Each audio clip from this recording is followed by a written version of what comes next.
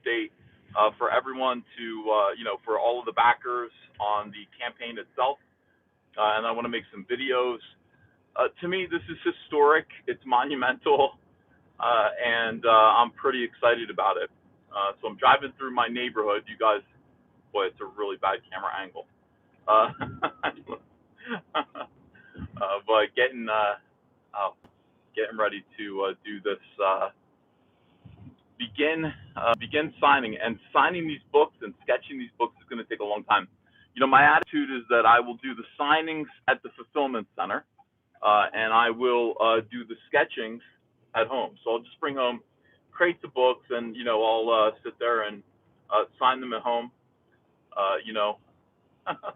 and get everything finished. Oh. And it's just the start. I mean, this is just these are the team up variants. I'm still waiting for the Chromium books to come in, but they're going to be in this week. Every day that goes by that this campaign isn't fulfilled is agony to me. It's important that this gets done. It's important that people read this book. This book is my heart. This book is my soul. This book is, I think it's good. I read it again today. I sat down and I just went, all right, I'm going to pretend I don't know any of this. I'm just going to read it again. And it was good. It was like a good 20-minute read, I think.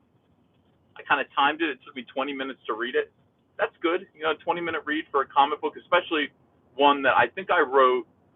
When I wrote CYBERFROG Blood Honey, I think I was trying to write it for 13-year-old me.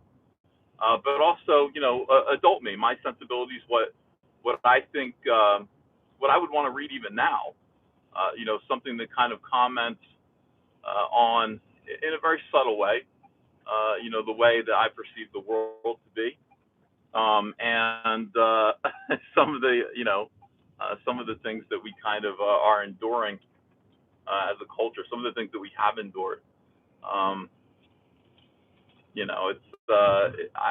think I like it. I read it again. I liked it. My only complaint is that it cut off too quickly, but it had to. I would have kept going with it. That book would have been 100 pages before I was happy with it. I wouldn't have ever stopped because the story just keeps going. I don't want it to stop. I didn't want to stop doing CYBERFROG, Blood Honey. I didn't want it to end there. I wanted to just keep going. I had a whole other way that I was going to end that first book. But as it turns out, I mean, people just kind of said to me, look, you promised people 48 pages. You've given them more than that. Cut it off. Just cut it off. End it. Put it out. Release the book, Ethan. Release the book. Enough of the schemes and scams. What is this guy doing there? Yikes. Enough of the schemes and scams, Ethan. Release the book. So that's what I did. He's turning around right in the middle of this road. That's what I did. I decided to just kind of stop it. Look, we'll pick up this story again with the next book. And instead of just thinking of this like I was thinking of it, like 4 issues, it's just a much bigger story than that. And there's a lot more to do. There's just a lot more to see, a lot more to say, a lot more to experience with these characters. And I was very careful to set things up. Like this book sets up all kinds of different. It sets up a lot of different things that we're going to be doing with the series from here. Just in every little line. And I read that again, and I just noticed it. I'm like, that was good. That was good. That was good that you did that because this is going to happen. And ultimately, again, it's like I have the answer. Here's the thing: like you set up like a, Robert Kirkman with The Walking Dead. Like, what is the end? What is the end of The Walking Dead? Well, the point of The Walking Dead is that there really isn't an end. I mean, what is the end? The main character just ceases to live, I guess. His family dies. I don't know. How do you end that book? The point of The Walking Dead was that it didn't end. Well, I do have an end. I mean, my story kind of does have an end, but we don't have to get there right away. It can take a while to get there. It's like as other writers kind of taught me how to write. It's good to just know your ending, and then you can kind of work backwards, like how to get there, how you choose to get there. So that's what I've done. I mean, I have a solution to the entire problem. I mean, take heart. When you see how severe the circumstances of the story are there is a solution. We're going to get there together. We're going to meet all these characters along the way. A lot of people are, if you bought a Survivor tier, you're in the book. I mean, I don't know, you're going to survive this first batch. You're going to be in the next book too, unless I decide that I'm going to revoke your survivorship, and I probably will. But you're a character. You're in the book. Of course, you're not a main character necessarily, but you are definitely a part of the show. So I should have gotten contracts from people. I think it's implicit. I think if you bought that tier, it's kind of implicit that I have your permission to use you as a character. I better kill everybody just to be on the safe side. I better wipe out all the survivors. In any case, I don't. How do I feel? I feel pretty good. It was nice to get 2 copies of this book. It was nice to get 2 copies of the team up cover just to have over the weekend and read a few times. But I still felt a little bit kind of insecure because I want crates of these things. And I would definitely, I printed enough that I was going to be able to keep, a crate of each cover for myself, just for the Van Sciver archives. And I definitely want a crate of my own comic to take home. Everything feels different when it's yours. Everything feels different when you've actually invested in yourself, and when this is something that you personally cared about, you shepherded along, you built yourself, and it took a year. I mean, it took a year to do this. And people can say, well, it took too long. You said, hey, this book was going to come out in November, and it didn't end up coming out for a long time. Well, okay, I know. So next time we'll get that right. We'll get the timing right. I look back at last year, and I swear to God, I didn't know what I was doing. I hope I kind of exuded self-confidence, but I was scared every day and worried about the future. I remember driving around in this car with Mitch Breitweiser on the phone, like talking about possibilities, like what we could do, how we could survive this, how we could actually build a better comic book industry or company for ourselves, for people like us. Terrified. I remember just feeling anxiety all the time. And for me to think that in May that I was going to be able to do a project like this and hand it off to people in November was probably one of the biggest mistakes and one of the dumbest, most short-sighted things that I did. I completely sabotaged myself by over-promising that, but I didn't even realize it. I just didn't even realize it. I didn't even really settle down to draw I did maybe 5 pages of it, but really I didn't even settle down to begin drawing it until August. And from August to May, I was working on a book, and on the book like every day. And some of those panels took an entire day. You're going to see this book and you're just going to read it. But I want you to imagine what it actually took to produce a book like this: pencils, inks, all by yourself, all of the backgrounds, all of these complicated, robotic, cybernetic, amphibians and aliens. All the drawing a Vespis is a bitch. But it's all worth it. It has to be this way. It's not Green Lantern. It's not a human being in a just part of him is green and the rest of him is just solid black. It's not leaving backgrounds open for space. I mean, Kyle Ritter came in, and Kyle Ritter did amazing stuff. I mean, Kyle Ritter really did, fill in the blanks in a lot of places. Like there's one scene in particular where the Vespis attacks a young lady, and I just left the background white, and I just said, this is just a moment where it's just white out hard. The background's white. The important thing is just to see this thing attacking this young lady. And Kyle just went in and he borrowed my trees from a different panel and placed them into the background. And look, it works. It looks better. I mean, almost every choice that Kyle made improved the book like 100 times over. Yeah, I mean, this was really, really complicated work. I never wanted to have a panel in there that I was embarrassed of or that I wish I could have done over again. and I feel like I succeeded in that. I looked at the book, and the only problem I personally have about it, the only regret that I have, is that it's not twice as long. It should be twice as long. Fortunately, there's the ash can. There's the 1998 supplement. That's another 18 pages. So really, if I want to do like some kind of, that's still, it doesn't add to the end of it. I would have rather just, and I had to cut 5 pages off. I have 5 pages of Wrecked Planet already done because I just wanted to keep going, and so I've got these 5 pages um, that really are great that aren't gonna be in this book. They're gonna be in the next book. But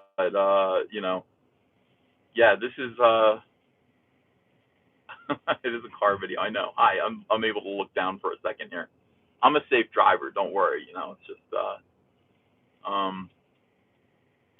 So yeah, I mean, like I said, the only thing I would change about this is that I wish it were longer. I think all the panels are good. I mean, I think everything lives up to what I promised and then some. And I guess that's it. I guess there are going to be people who are going to be upset with me for being late. And there are people who are upset with me for being late and are like, I'm never going to back anything that you do again. I'm at a red light. I'm never going to back anything that you do again because you were late. Well, look, I guess I better wow them with this book, and that's my only hope, you know. And then in the future, just do better. Just get the book out when I say I'm going to get it out. And I thought about that today. Like, it is discouraging to hear people say, I'm so mad at you for being so late that I'm not going to back you next time. When it's like, I guess, like, if it were just a matter of me handing you a book that was just garbage, I guess I could have done that, and maybe I should have done that. I'm a one man show.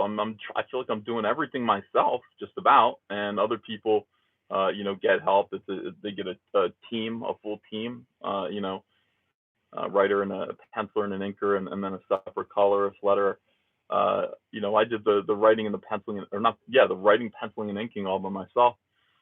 So it just, I don't think the purpose of this was for me to just hand you a comic book. I think the purpose of this was for me to do the best thing that I've ever done in my career.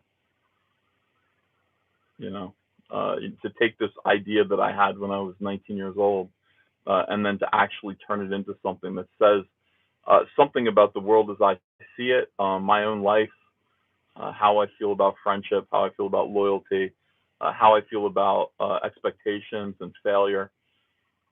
All of those things. All of those things that make up this story. It took a long time. And the next one's going to take a long time too. So I'm going to have to get a big head start before I try to crowdfund it. So anyway, I was sitting there thinking, I'm just like, your boy Zach always has like 3 books like underway before. I mean, it's like he had Iron Sights. He was working on Iron Sights way back when, before we even really talked about officially crowdfunding a comic. He had he was taking money from his Patreon, and he was using it to pay his artist, and he had written this thing. And so by the time he was ready to crowdfund Jawbreakers, Iron Sights was already done. That's great. That's a good way to do it, and to be that far ahead of the 8 ball. I don't know how I would do that. I'm not sure how that's possible at this point, because it's just me. I can't, like, until it isn't just me. Until I'm ready to start paying other people to do some of my ideas.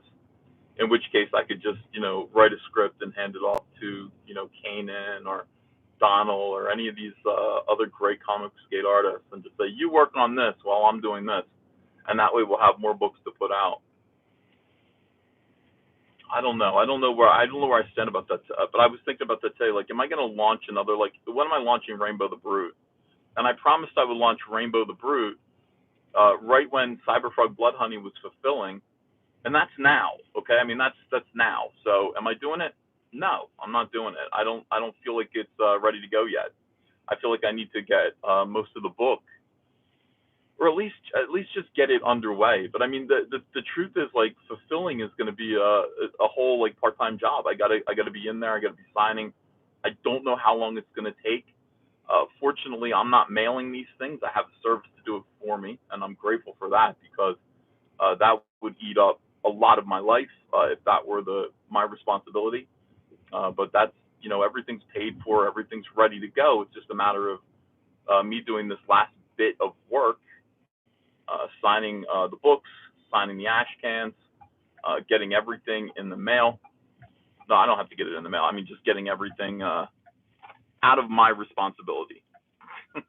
Like, things just have to be not my responsibility anymore. Somebody else's responsibility, and then I can move on to the next thing. And Rainbow the Brood is important. I need people to be excited about it. I want people to be excited about the prospect of this comic because it's probably the coolest comic. Rainbow the Brood is probably the coolest comic that could possibly be conceived of right now. Seems like everything I'm doing is accidentally commenting on the culture. I mean, Rainbow the Brute came from just a video that I did as a joke. Just as a joke, like, hey, what would happen if we took these feminist superhero icons and then made them high key, masculine, boys properties, and then Rainbow Bright became Rainbow Brute, and I did a few other ones, but Rainbow Brute really stood out. Like, everyone loved Rainbow Brute when they saw him. I got so much positive feedback on that video just about that one character that it became clear that, yeah, I was going to have to do a book about him. People wanted to know more about Rainbow Brute, and I actually really like him. I can hear him in my head. I think he's a pissed off, drunken, like a cross between an angry leprechaun and Popeye. Like, he's got an Irish accent. He's always like blowing his mustache out of his mouth. It's soaked in. He's very small, and honeysuckle is liquor. It's alcoholic where he lives. So he's always covered in like honeysuckle juice, and hates unicorns. Unicorns are filthy vermin. They're rats. Like, unicorns are rodents where he is, and they're pestilence, and he hates them. He is a barbarian, but he knows wrestling moves. He knows WWE wrestling moves. He does choke slam unicorns. He does fight like that. He's just the ultimate dwarfy little badass who lives over the rainbow. And yeah, he's a fairy. He's a fairy barbarian. So don't mess with Rainbow the Brute. Now, this is an important concept. I think I think men and women, males and females, will like Rainbow the Brute because it is not. It's not soy based. There's no agenda behind it except a wink at the culture, and I think it's needed right now. I think that kind of thing is needed as women pervert and destroy everything that boys used to cherish just out of spite. It's time that we do the same thing to them and have a good time doing it. So that's Rainbow the Brute, and I want to launch it, but I want to make sure that people aren't, just like tired of me. Make sure people are excited about the project that I'm doing, and that it's something that's going to get funded well. And of course, everybody's watching me to see what my next crowdfund does. I've got everybody going, well, we'll see, Ethan. We'll see. Your next crowdfund isn't going to do as well as this one did. Well, it doesn't need to. Frankly, I don't need $881,000 to make a single comic book. Is this guy you're not gonna let this dude go? Okay, all right. I'm the only nice guy in Jersey. All right, that's the reality of traffic here. All right, so it doesn't need that much. It doesn't need that much. I'm gonna pray for your support as usual. I'm going to work real hard to promote it. I'm gonna go where I need to go. I'm gonna ask for favors from friends to help me promote my comic book, to help me get Rainbow the Brute out there. But at the end of the day, yeah, I don't know how do you improve on CYBERFROG Blood Honey? It's the biggest crowdfunded comic book of all time. It is Tapeworms. And what can I do? What am I supposed to improve on this? I guess I'm going to try. I'm going to try my hardest. We've got some pretty good gimmickry to make it more fun. These steelbook briefcase, I don't want to call them early, like I started calling them early birds, like Mike S. Miller. So dumb. Early bird special. It's like, what are you, serving comics to senior citizens? Well, yes, them too, if they want to. But early bird special denotes cheapness and senior citizenry and scam. I got to call it something better than that. I think I'm going to call it ultimate rainbow coalition. I don't know what to call it yet, but it's going to be cool. It's going to be like a briefcase, steel briefcase with Rainbow Brute all over it, exclusive. It's going to have a PVC action figure attached to it. It's going to have everything from the campaign in it, including like I think either puffy stickers or scratch and sniff stickers that smell like beer. It's going to be totally awesome. And I'll, I think with various schemes and scams like that, like offering people things that look good and they might want to buy, we might be able to match CyberFrog or at least come close to it.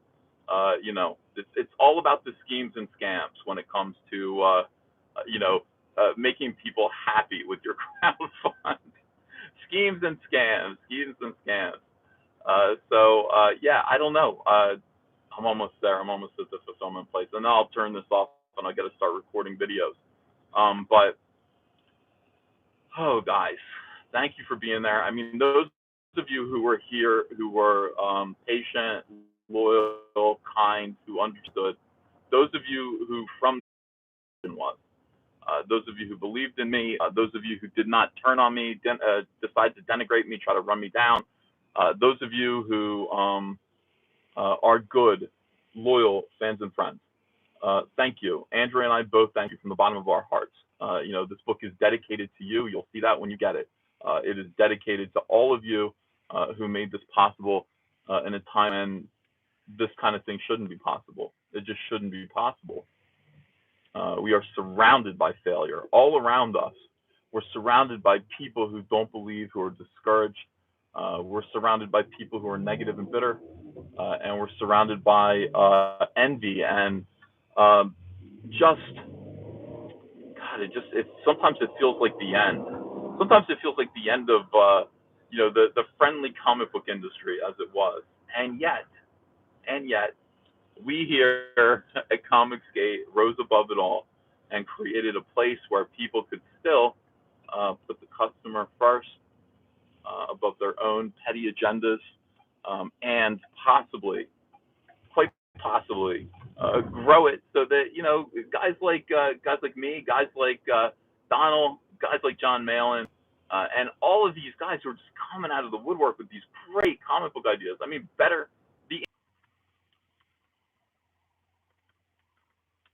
we're reconnected. That's because of you. That's because of us. That's because of everything that we've done together, and we'll continue to do. All right, I'm about to turn the corner into the place. Thank you guys a million times. If I haven't said it 100,000 times, and if I haven't said it enough. Thank you for everything, and we are, we're gonna make this happen starting right now. Isn't that great? Schemes and scams, everyone. Let's make it happen. I'll talk to you again. So I'm gonna make some recorded videos. I'm gonna take photographs so I can update all of the Indiegogo campaigns about this, and we're moving. All right, take care, guys. Bye-bye.